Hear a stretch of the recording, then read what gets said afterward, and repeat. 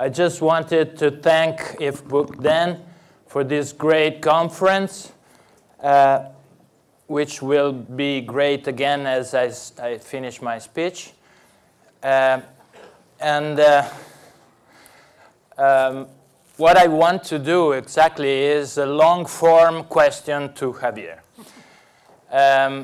And my idea is that we need to wrap up. There are so many things to know, to understand.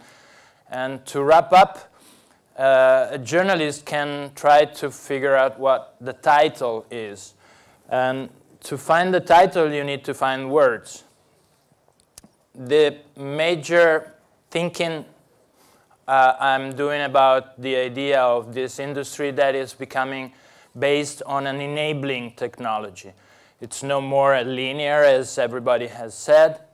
It's no more a linear industry. Is an industry which is based on a set of enabling technologies.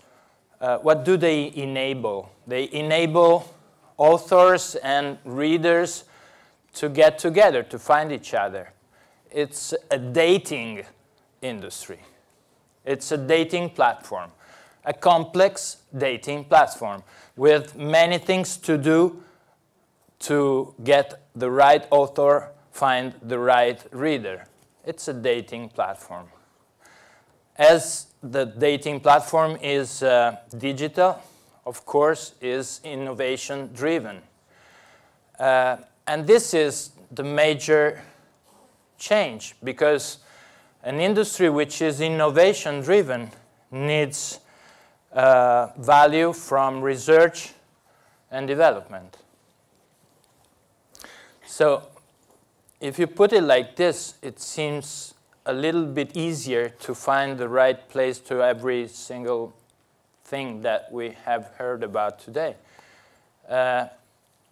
Because there is this big business that needs research. Research is usually done in laboratories, but I don't see many publishers with a laboratory. There are laboratories working on our field. Eye tracking machines, brains monitoring machines that look at what happens in our brains when we read. And when we come across an interface that has something useful, or when we come across a metaphor that lets us understand what's going on a platform. But those are really laboratories. The real research is done, as in any innovative industry, in the startup domain. There are lots of startups.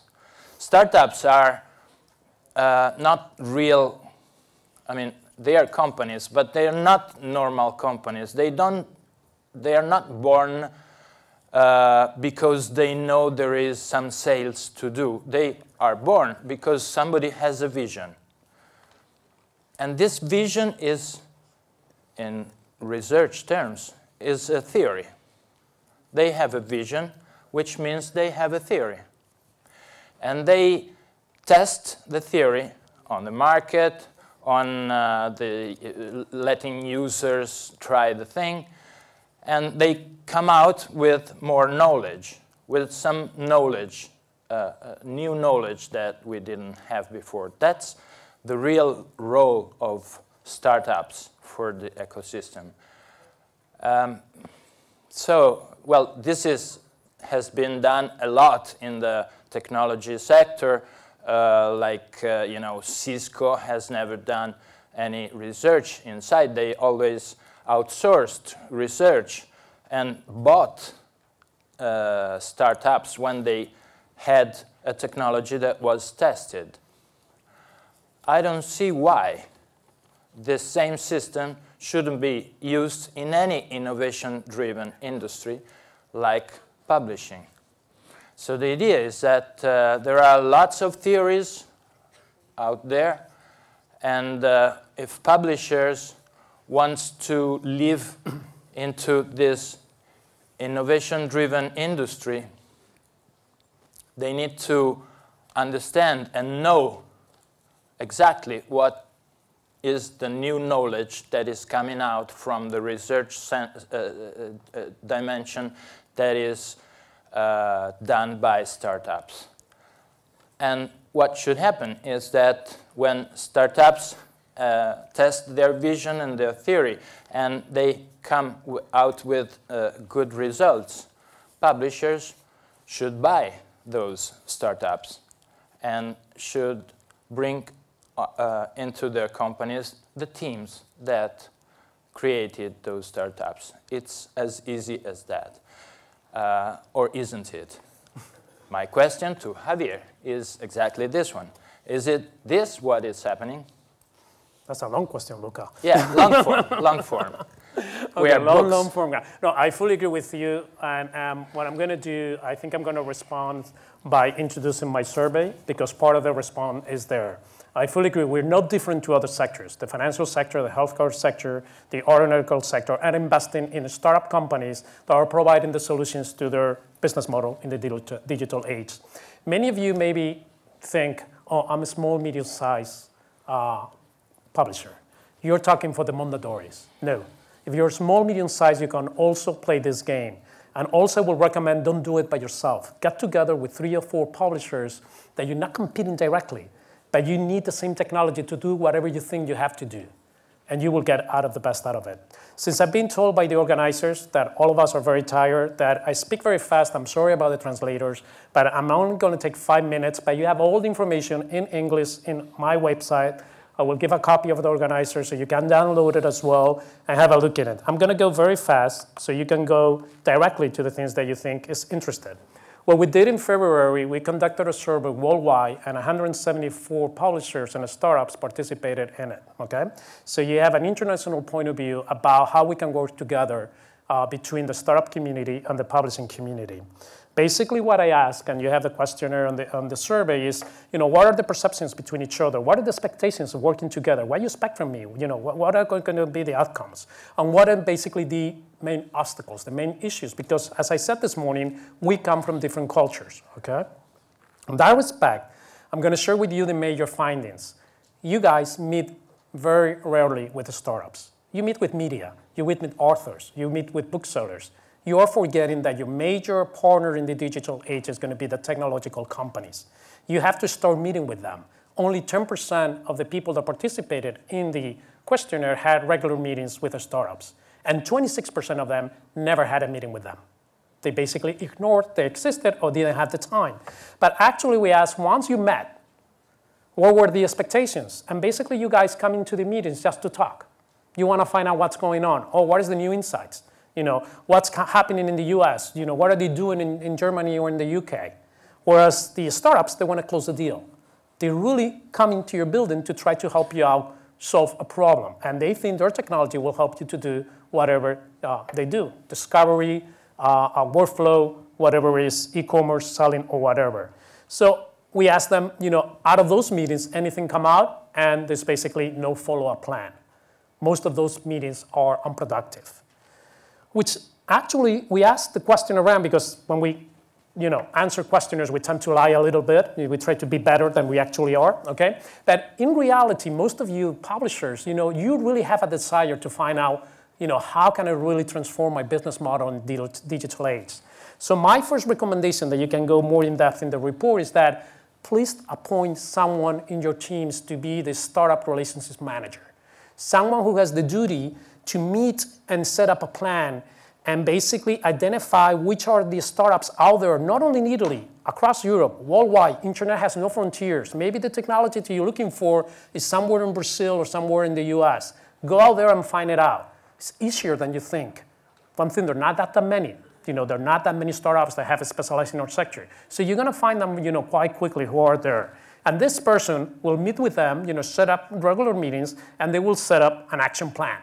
This is supposedly what I'm looking for.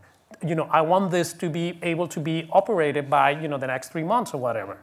And I just put a list here of the many different working areas of engagement that you guys, between the startups and the publishing community, can start engaging. And we discussed this throughout the whole day.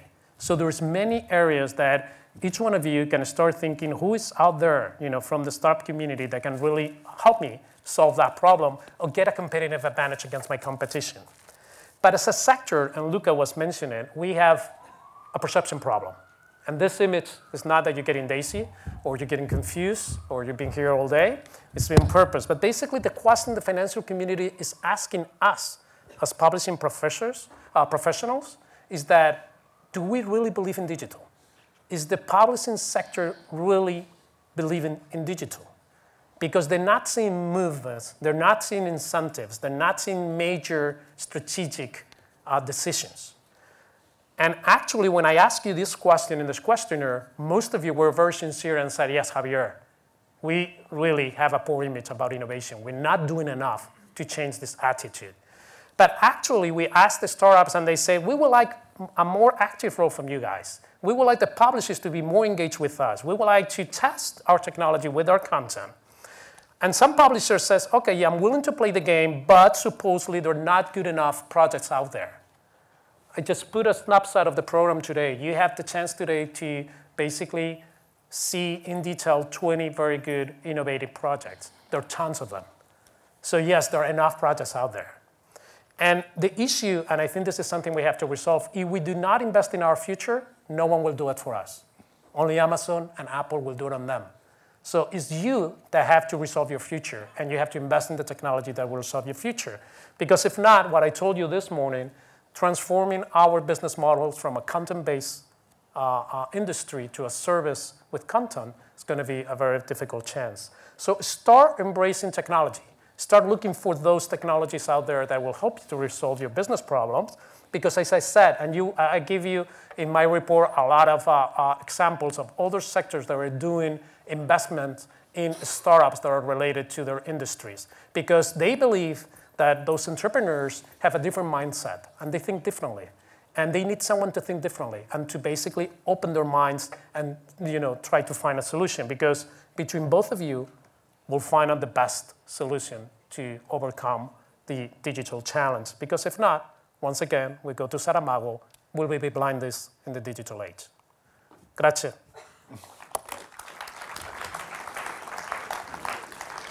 That was fast. So your answer, in my opinion, means that your observation doesn't say that publisher behave as I was theorizing at the beginning, because you, more than observations, you told us recommendations. Mm-hmm.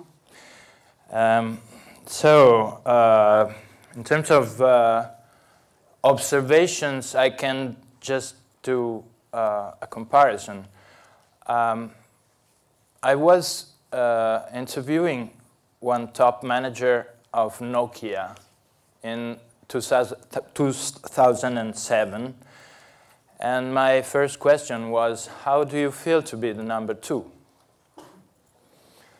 He said, number 2? We have 35% of the market, of the world market of phones. And I said, yeah, but you're number 2. Because in January, the iPhone came out. And what kind of number 2 are you? It's the number 2 in the ranking of cultural leadership. What happens in innovation industries is that cultural leaderships create value and attract value, attract talents, attract capital, and in some years you are no more number 1 also in the market. So there is a comparison with traditional publishers if they are not getting your recommendations, if they let others culturally lead, have a leadership. And what does that mean, cultural leadership in this domain? It means at least to understand what's going on and what's the new things that are coming out and the real innovations and what is going to have consequences. To know what's going on, it's not enough to read newspapers, even though you should. But it needs to get involved in the innovation. I fully agree. And one of the mistakes most publishers do when they engage with technology companies, they basically measure the return of investment on the number of ebooks sold. And that's a complete mistake. Right. The learning process about the technology, about the complexity of getting these things together, about engaging your whole corporation behind it, about understanding the digital market, that's your return of investment. That's what you're going to get from startups initially. And then if you get sales, the better. But if you only measure a relationship with a startup, with a technology, based on the number of volume units, you're never going to get the right return of investment. Of course, money will come later. Yeah. They're obsessed with money. They should be obsessed with ideas. They should be obsessed, but... There is a question. Javier, muchas gracias per la tua esposizione, ci hai dato degli ottimi consigli, però come diceva giustamente, in questo momento i soldi sono pochi, quindi investire è molto difficile. Tanto più che, come abbiamo visto, le piattaforme di delivery digitale ci sono e sono anche già gratis volendo, quindi non c'è moltissimo da inventare. Tu hai un obiettivo dove un'azienda dovrebbe arrivare, perché il conto è dare delle informazioni etiche, filosofiche su come comportarsi, ma poi che cosa bisogna fare nessuno l'ha detto, perché abbiamo visto in queste presentazioni che c'è una pletora immensa di possibilità, ma nessuna fa soldi, solo due le fanno. You got it? Yeah, most of it is how to make this work. Or no? Yeah, what kind of real objective should one publisher have? Because ethical recommendations are good, but what should they do on a managerial basis? No, I understand. I was told by the organizers to do it in 5 minutes, and I did it in 5 minutes, but you will get more insights, detailed insights about recommendations. But basically, this is business planning. What you have to do is to start saying, what is the business problem I need to resolve? Is it e-commerce? Is it a marketing? Is it workflow? What it is that you're trying to resolve with digital? That's the first. What is the business solution you're trying to resolve? Once you have that defined, then we can go to market and say, what are the technologies there that will help me to resolve this business issue? Okay? And then we'll look at the technologies and we'll look at the different business models, how they do it, how they resolve it, how much they cost, what is the flexibility to get an engagement with you. And based on whatever variables you manage, because each of you, I've been working with several of you, and each one of you, although you sell the same products and you're in the same sector, you have different business cultures, okay? Some of you are very flexible, and I'm being able to engage. The first meeting is very interesting. You guys on one side being the traditional and the good side of the word, meaning that you know your market very well, you understand your problems, and the other side is these young guys, okay, with tattoos and piercings, okay, nothing against them, okay, and they come in and they tell you you're a dinosaur. You do not understand this party. You're going to die. I'm going to replace you over. And you say, I'm going to work with this guy. So the first meeting, okay, straight to engage, what are the things that you have a common denominator? Because we also have to find a startup that needs you in order to be able to go to market together. So it's not easy. In italiano significa arrendetevi, siete circondati. That was a politician. Okay. It's not an easy process, but a lot of people are doing it already. So you will find some, and then if not, you can write me and I can give you more detail about it. Any more questions? I have clear measurement items. Measure when you're going to get out, and don't say sales. Measure, for example, that you want to have variables like number of new readers that have signed up to your newsletter. Something that is tangible, something that you can say, over the last 3 months, we used this technology, and we got this tangible output, but not sales. Of course, it will be part of but it's not going to be the first one. It's going to be something tangible that you can use later for something else. If there are no more questions, I just wanted to add that nobody loves risk, even though the entrepreneurial mythology is about risk. No entrepreneur loves risk. They want something protected in which money grows. And that's what happened in the analog situation for the publishing sector. It was difficult, but the field was protected by the analogic technology. Yeah, now it's finished. Luca, one thing. And there is a new field in which you're protected, but it's not the old one.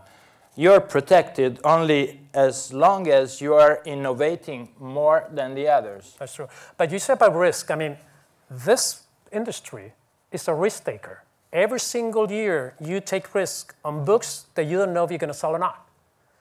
You are risk takers, but you are risk takers on the domain that you feel comfortable. Start doing the same mentality with technology. Take risks with technology. You do it every single day with the products that you put on the market. Some of them are winners, some of them are losers, but most of them are losers. Isn't that true? Thank you. Thank you.